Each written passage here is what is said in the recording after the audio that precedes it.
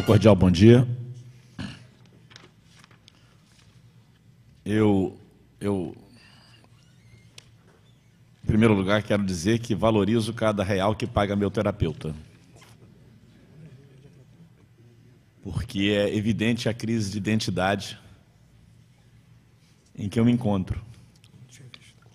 Crise que se reflete até no Cristal, não sei exatamente o nome dessa peça aqui. Eu fui promotor de justiça por alguns anos, magistrado por 26 anos, advogado sou agora e professor universitário. Portanto, eu me sinto um verdadeiro carro flex, híbrido aqui. E essa crise de identidade, eu espero que, ao fim e ao cabo, ela nos ajude, de alguma maneira, a contribuir para o debate. Cumprimento Marcelo Lessa Bastos, elegantíssimo, muito culto, sem dúvida, uma das principais autoridades acadêmicas quando o tema é investigação criminal no Brasil. Cumprimento o desembargador Nilson, também uma referência para o Tribunal de Justiça do Rio de Janeiro e um professor que é exemplo para todos nós, meu amigo Chester, querido amigo lá de...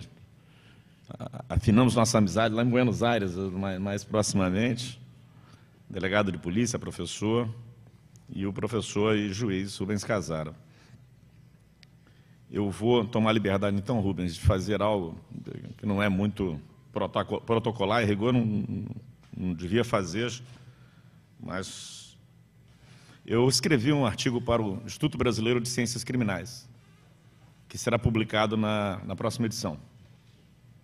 A rigor, não poderia divulgá-lo aqui, mas as circunstâncias em que eu me encontro, me parece prudente que eu faça a leitura do artigo e a partir daí, comente algumas das questões que foram colocadas pelo professor Marcelo. Escrevo este texto antes de 26 de junho de 2013, data prevista para votação no Congresso da denominada PEC 37, que propõe alterar o artigo 144 da Constituição para acrescentar o parágrafo 10 com a seguinte redação. A apuração das infrações penais de que trata os parágrafos 1º e 4º deste artigo incumbe privativamente as polícias federal e civis dos Estados e do Distrito Federal, respectivamente. Independentemente do resultado da votação e da decisão do Congresso Nacional, é indiscutível que o debate sobre o comando da investigação criminal e a pertinência de atribuir tais atividades ao Ministério Público monopoliza a discussão política e transcende as habituais fronteiras instituídas pelos juristas e profissionais do direito. Há muita gente da sociedade civil legitimamente interessada no desfecho desta questão política. Trata-se de situação delicada para o Estado de Direito, entendido como conjunto de vínculos jurídicos que subordinam o exercício do poder, a fins de tutela da dignidade humana. E aqui eu vou citando os vários autores que são a referência para esse texto. Posteriormente, eu difundirei o texto também na Escola da Magistratura ou pela Escola da Magistratura para que todos os senhores e senhoras possam ter acesso. Cuida-se de algo pertinente à democracia, porque é associado às liberdades públicas que podem ser afetadas em um processo criminal.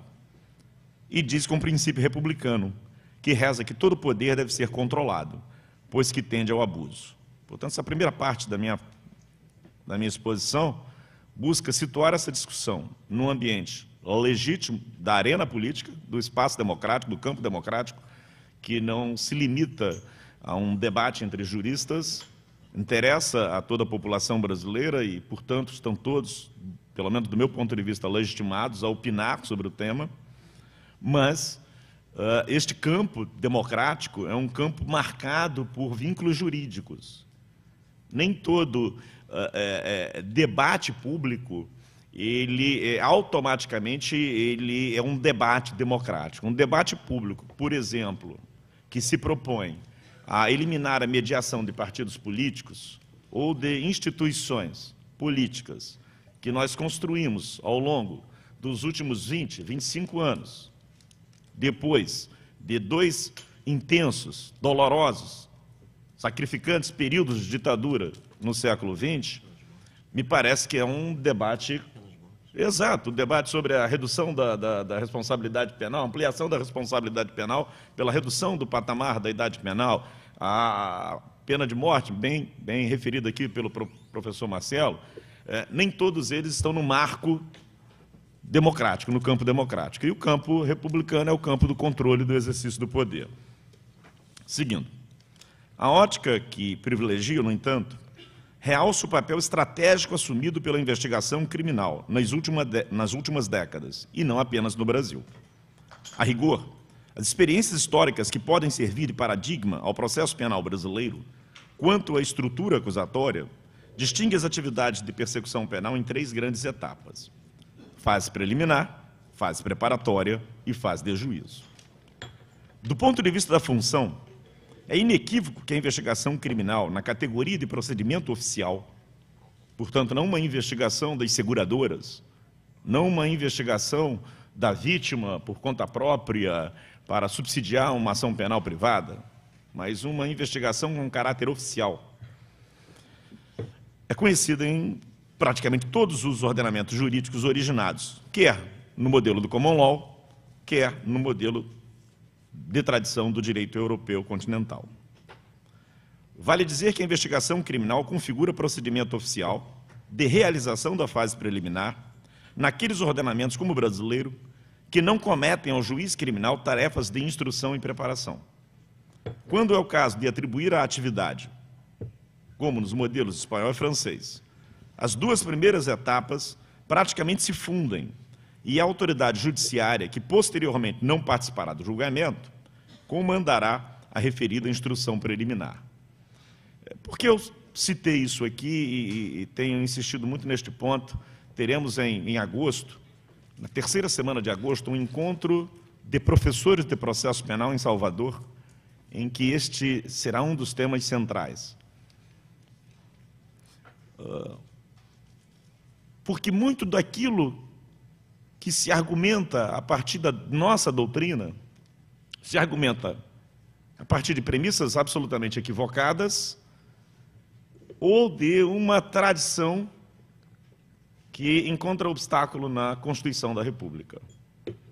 As argumentações são lógicas, são racionais, aparentemente a premissa leva à conclusão sustentada, mas quando damos um passo atrás para olhar de fora a estrutura, nós pensamos, isso não pode ser assim, porque a ordem constitucional, na democracia e na república, ela não acolheu esse modelo de controle social. Eu costumo usar um exemplo, professor Rubens Casara, que me parece perfeito para isso. Eu me considero, como certamente o desembargador Nilson, as pessoas mais velhas aqui, um imigrante digital. Até considero um milagre eu estar lendo no meu celular, ter guardado o arquivo da palestra acidentalmente no celular e estar lendo aqui. Eu me considero um imigrante digital. Eu tenho muitas dificuldades com a tecnologia digital. E minha neta, de 4 anos, ela usa um iPad como eu não tenho capacidade de usar. Ela é uma nativa digital. Por isso que eu trouxe escrito aqui. No caso do sistema processual penal brasileiro, no caso do sistema de justiça criminal brasileiro, no caso da organização da justiça criminal brasileira, nós somos imigrantes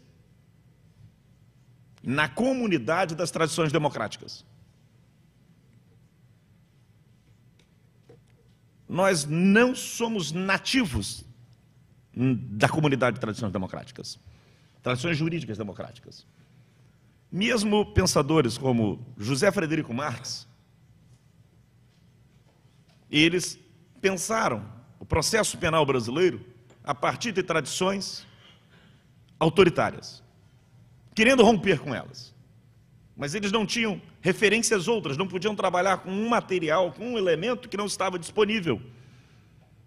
O elemento que se constituiu foi um elemento, ou conjunto de elementos constituídos para a formulação do pensamento jurídico Este conjunto de elementos se constituiu num ambiente de tradições autoritárias. Daí que, quando nós ingressamos no ambiente político democrático, estas referências deixaram de nos servir. O pensar a partir das categorias do processo penal que tradicionalmente nós invocamos, nos coloca na situação de um indivíduo que, sendo convidado para uma festa democrática, mantém as vestimentas, as vestes, os trajes autoritários e argumenta com a tradição autoritária para sustentar, não com a tradição autoritária, com a tradição. Ele elimina o autoritário do discurso e mantém a tradição para sustentar a lógica do seu raciocínio. Daí que é inevitável, sem que isto represente algum tipo de submissão cultural, sem que isto represente algum tipo de subordinação ao pensamento alheio, rastrear, investigar a formação das tradições democráticas, para saber, afinal de contas, por que a Constituição da República, ela conforma o artigo 5º, 93, 129, 144, 96, da maneira como conforma. Claro que essa conformação constitucional nada tem a ver com uma história jurídica brasileira. Ela tem a ver com uma história de lutas políticas brasileiras, é coisa completamente diferente. Nós lutamos pela democracia que não tínhamos e por elementos democráticos que nós invejávamos nas comunidades de tradições democráticas. Daí, inevitavelmente, temos que buscar, nestas comunidades de tradições democráticas, as suas formulações. Seguindo aqui. Objetiva-se, e aí vamos a essas comunidades de tradições democráticas. Objetiva-se na etapa preliminar a averiguação da notícia-crime e a aquisição e conservação dos elementos informativos que, a posteriori, serão introduzidos em juízo pelas partes para a demonstração de suas respectivas alegações. Já aí uma diferença entre o meu posicionamento e o posicionamento do professor Marcelo. Eu vou repetir o ponto. Objetiva-se na etapa preliminar a averiguação da notícia-crime. Estamos de acordo. E a aquisição e conservação dos elementos informativos que, a posteriori, serão introduzidos em juízo não apenas pelo Ministério Público, mas pelas partes, para a demonstração de suas respectivas alegações. Mais adiante eu vou explicar isso aqui. Há de se distinguir entre o exercício da ação e a reunião da base fática sobre a qual se funda a pretensão, investigando-se a idoneidade da notícia-crime em si mesma. Aqui eu faço referência a esta função da investigação, tanto a partir, não apenas dos pensadores, como também das práticas concretas da investigação criminal no ambiente anglo-americano, no ambiente jurídico-processual anglo-americano, como no ambiente jurídico-processual europeu ocidental de tradições democráticas. Conquistar este equilíbrio, pautado na distinção entre investigação e ação penal, com repercussão na esfera de direitos individuais de vários personagens, reclama a adoção de estruturas processuais conforme a matriz acusatória. E esta é a realidade constitucional ou normativa brasileira.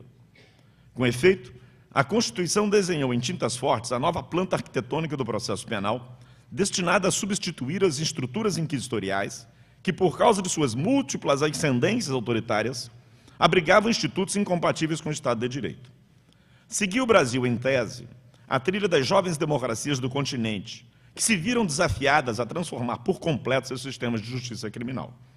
A razão disso, sublinhou o professor argentino Alberto Binder, no longínquo ano de 1991, residia no fato de a maioria dos países latino-americanos aplicar o sistema inquisitivo, em alguns casos conservado em suas estruturas quase puras, o Chile até 1998, a Argentina em algumas das suas províncias até hoje, em outros dotado de uma nota modernizadora, o caso brasileiro atual. Nem todo modelo inquisitório de processo tem a mesma cara. E nem todo modelo inquisitório de processo tem uma cara do medievo, da Idade Média.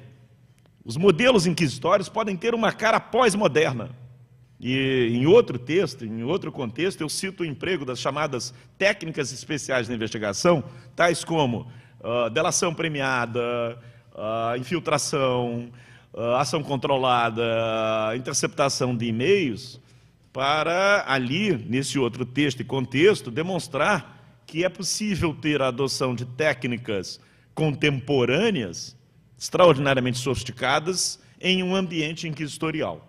Portanto, confundir modelo inquisitorial com Idade Média, com processo eclesiástico, é algo pernicioso e equivocado. Temos, sim, em vários lugares, incluindo aqui, Itália, Espanha, Portugal, modelos inquisitoriais modernizados. E falo isso, eu integro o Centro de Pesquisa em Ciências Criminais da Universidade de Lisboa. Falo isso para os portugueses, discutindo isso com eles e tendo o apoio dos jovens processualistas penais portugueses e dos jovens processualistas penais italianos, que não estão nem um pouco satisfeitos com essas permanências inquisitoriais nas suas estruturas processuais. Salienta Binder que a requisição de uma radical transformação dos sistemas de justiça criminal no continente está vinculada ao processo. Eu gosto de café frio mesmo. Faz isso comigo não, deixa o meu café. Obrigado. Ao processo de transição, recuperação ou construção da democracia e da república. Só para não nos perdermos, para os senhores não se perderem, porque eu sei que ler é um negócio chato. Salienta Binder que a requisição de uma radical transformação dos sistemas de justiça criminal está vinculada no nosso continente ao processo de transição, recuperação, construção da democracia. Em alguns lugares não houve transição porque nunca houve democracia. Portanto, é construção da democracia. E em outros, alguma democracia em algum momento existiu e a recuperação disso. B, ao processo de pacificação relativamente a todas as formas de beligerância experimentada historicamente com ênfase na violência do Estado e a tortura. Porque uma das razões pelas quais o artigo 129, salvo engano, inciso 7 da Constituição, prevê o controle pelo Ministério Público da atividade externa da polícia é exatamente por conta das experiências históricas de tortura.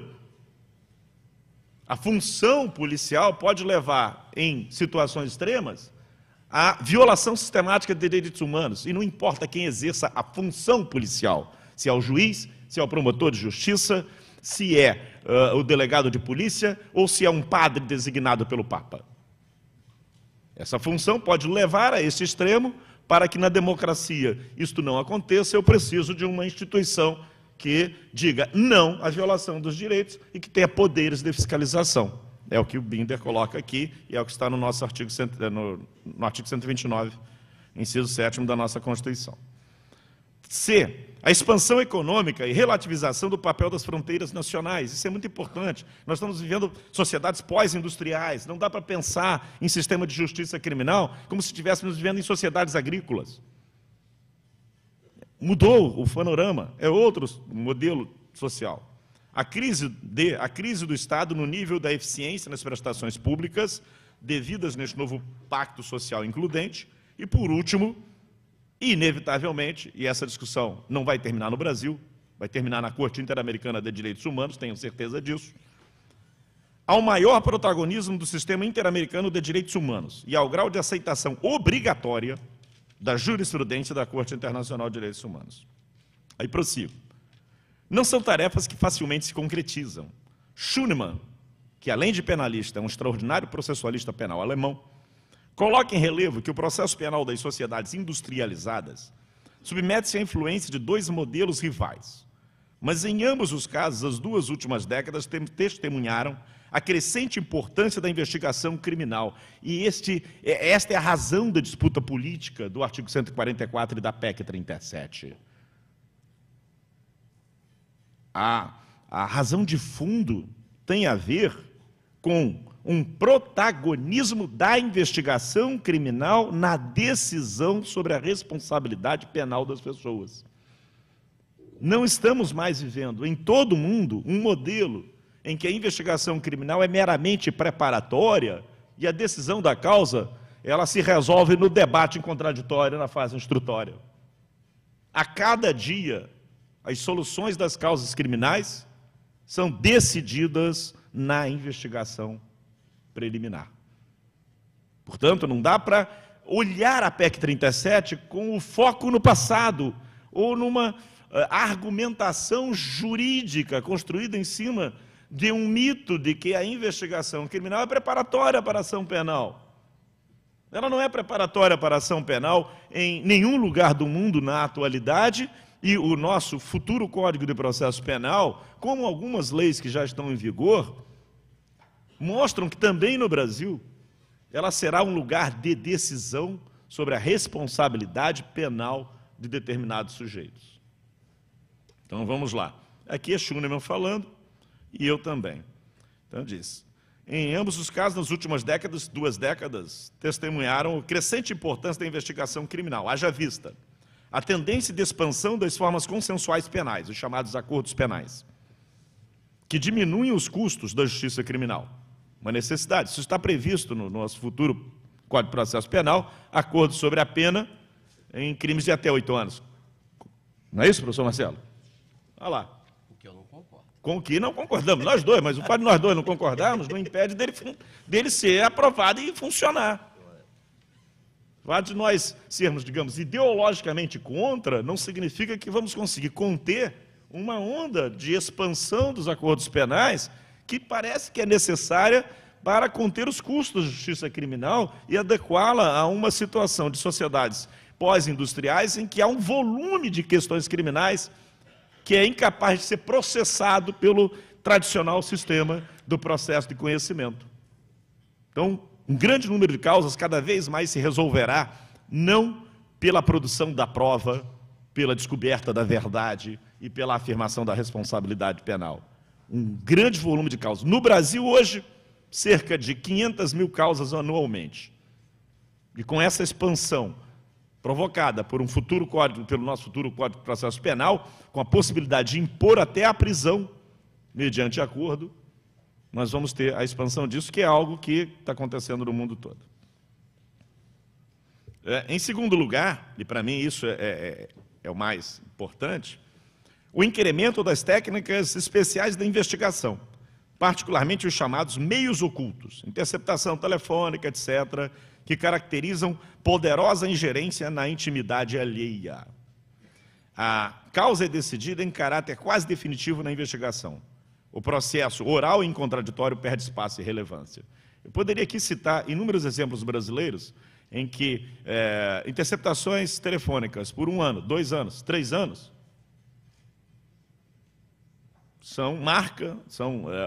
constituem um instrumento, a ferramenta primordial de algumas investigações. Nós temos que pensar quem é que fiscaliza o sujeito que está no comando dessa interceptação. Eu prefiro que seja o Ministério Público. Mas se o Ministério Público estiver como está atualmente, com interceptações de 1 ano, 2 anos, 3 anos, eu não tenho quem fiscalizá-lo hoje.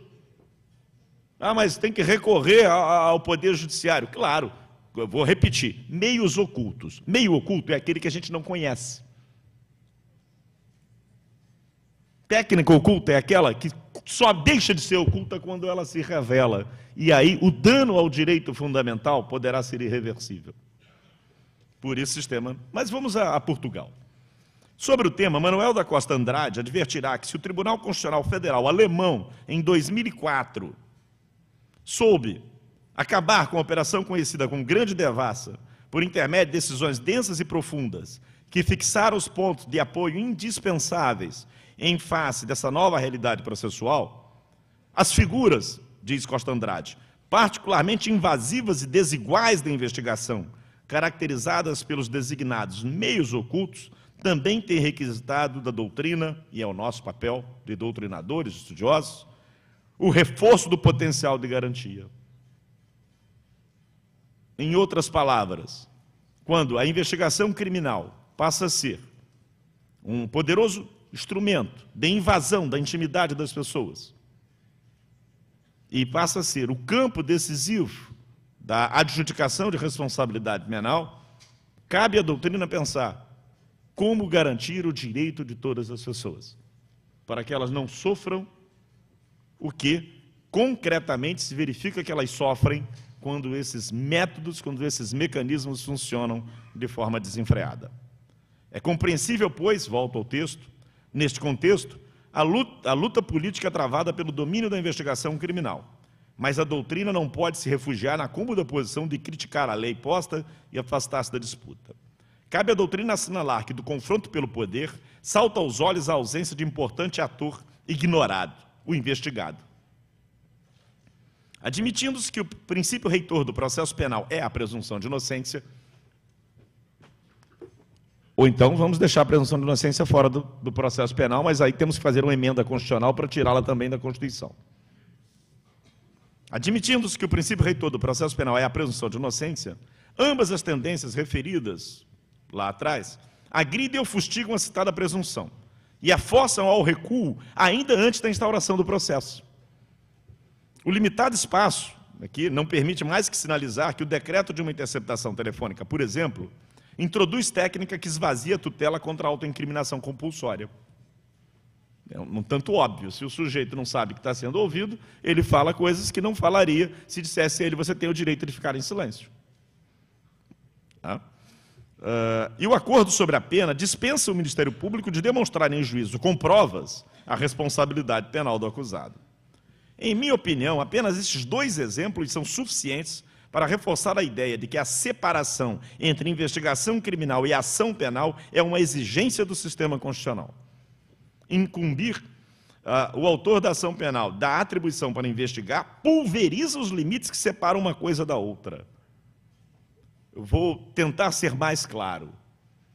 Quando eu coloco o autor da ação penal na investigação e dou a esta investigação funções que não são as tradicionais funções da investigação, eu elimino aquela separação tríplice, aquela estrutura tríplice, e levo a ação penal para dentro da investigação, independentemente de formalmente eu falar em denúncia, em controle do recebimento da denúncia, em atividade probatória durante o processo. O nome não muda a realidade das coisas, é a função da categoria que determina a sua importância, a sua relevância. Então, o que eu tenho, o que se tem, e que aí há um consenso na doutrina internacional sobre isso, e este consenso está sustentado, por exemplo, na Itália, por Antônio Cavalieri, em Portugal, por uma dúzia de jovens processualistas penais, na Espanha, a mesma coisa, é que não se pode ancorar nenhum tipo de doutrina processual penal em mitos. Tem que olhar para a realidade. Se a ação penal está dentro da investigação, o acusado também está dentro da investigação, só que não com a figuração, com a caracterização de acusado, mas de investigado, reduzido nas suas possibilidades de defesa. Se nós pudéssemos voltar, nunca tivemos, mas se conseguíssemos construir de fato uma investigação que cumprisse meramente as funções que o professor Marcelo mencionou, poderíamos usar o raciocínio. Tudo bem, funciona para o Ministério Público, que funciona para o juiz, etc, etc. O Ministério Público investiga, não acusa. Porque o delegado, não é isso? Está lá no Código de Processo Penal. O delegado, se passar no concurso para promotor de justiça, não pode atuar como promotor de justiça na causa em que ele investigou.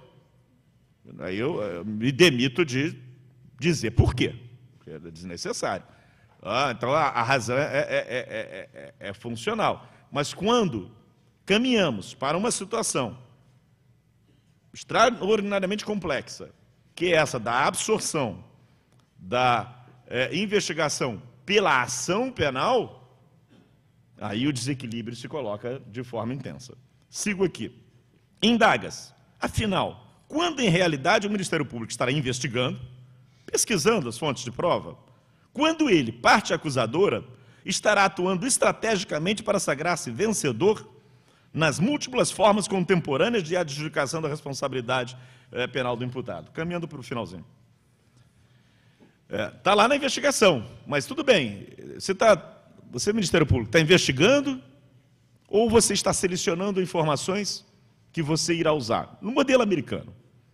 ficarmos com tão proclamado modelo americano em que o Ministério Público não investiga nada mesmo. Ah, mas ele pode investigar? Pode, mas olha só, quando ele quer trocar a torneira da casa dele, ele chama um bombeiro. Quando furta a casa de um promotor de justiça, ele chama, nos Estados Unidos, ele chama um policial.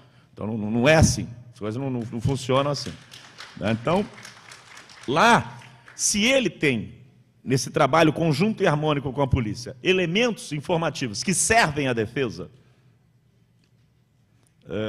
a gente chama isso de discovery, se chama discovery. Ele obrigatoriamente tem que fornecer a defesa. Se ele não fornece, o réu pode ser o mais culpado do mundo. Não se pode, o tribunal está proibido de exercer um juízo de proporcionalidade, ou um juízo hipotético sobre a capacidade daquele elemento informativo levar à absolvição. Ele simplesmente, o Ministério Público não forneceu aquele elemento que ele tinha na investigação criminal, o processo está encerrado, como se o réu tivesse sido absolvido. Isso tem a ver com esse equilíbrio, tem a ver com o Estado de Direito. Tem a ver com o Estado de Direito. E aí, duas palavras finais, também sinteticamente. A forma encontrada pelos ordenamentos jurídicos para assegurar alguma paridade de armas entre a acusação e defesa, por força da antecipação da solução da causa, tem sido fortalecer os poderes da defesa na investigação, como disse o professor Marcelo. Dessa maneira, para além da exigência constitucional extraída da presunção de inocência, a barreira que separa a investigação e a ação penal fica mais claramente demarcada. O regime jurídico constitucional do processo penal, erguido em torno da ideia da presunção da inocência, cobra que se permita à defesa atuar desde o primeiro momento, como exigem os pactos internacionais, estabelecendo equilíbrio entre a investigação que fornece lastro à acusação e as pesquisas que podem revelar a impropriedade ou temeridade dela. E aí eu vou citando a Itália, Portugal, Espanha, um monte de coisa, tem que passar. Terminar aqui com, já que falta um minuto, com o Francesco Palazzo, que é outro desses caras que todo mundo conhece como penalistas, mas é um dos grandes processualistas penais italianos. É necessário o afastamento do que Francesco Palazzo denominou vírus inquisitório. Ele está falando do processo penal italiano atual, aquele que muitas vezes nós vamos querer beber nas suas águas para falar, não, estamos importando essa tradição. Então, ele que é italiano, tem 80 anos de idade, conheceu Mussolini, então ele está falando desse processo de hoje lá. É necessário o afastamento do que Francesco Palazzo denominou vírus inquisitório, autoritário, que contamina a prática processual penal, alimentando-se da relativização das garantias em um nível estrutural do próprio sistema, de modo a evitar o contraste entre abro aspas, a afirmação teórica dos direitos e a realidade inquisitória do processo. Então não adianta argumentar como o sistema italiano é assim. Então vamos lá, que diz a maior autoridade italiana do processo penal hoje? Que o sistema italiano comporta uma realidade inquisitória do processo e por isso eles estão em luta lá também. Essa luta política não é só nossa. Essa luta política se trava nos mais variados lugares porque é, como eu disse, uma luta pelo poder.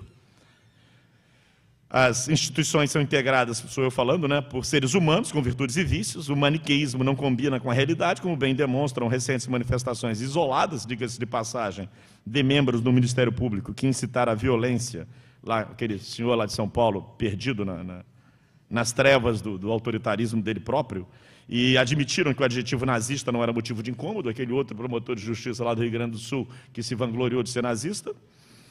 Aperfeiçoar as instituições, este sim é o caminho. Então, a ideia é uma polícia que faça bem o seu trabalho, mas com todos os riscos que esse trabalho contempla, de violação de direitos, um Ministério Público que seja um fiscal intransigente do respeito aos direitos fundamentais, e um Ministério Público que, muito bem preparado, por uma polícia técnica eficiente, possa estar em juízo, representando a sociedade, como nós esperamos que represente, buscando ser bem-sucedido na sua tarefa, mas garantindo a outra parte, ao acusado, o respeito aos seus direitos. Essa é a minha concepção do Estado de Direito e, graças a Deus, compartilhada aí por um universo de pessoas que eu respeito profundamente. E respeitando também as opiniões contrárias. É só isso. Desculpa pelo passar do tempo. Muito obrigado.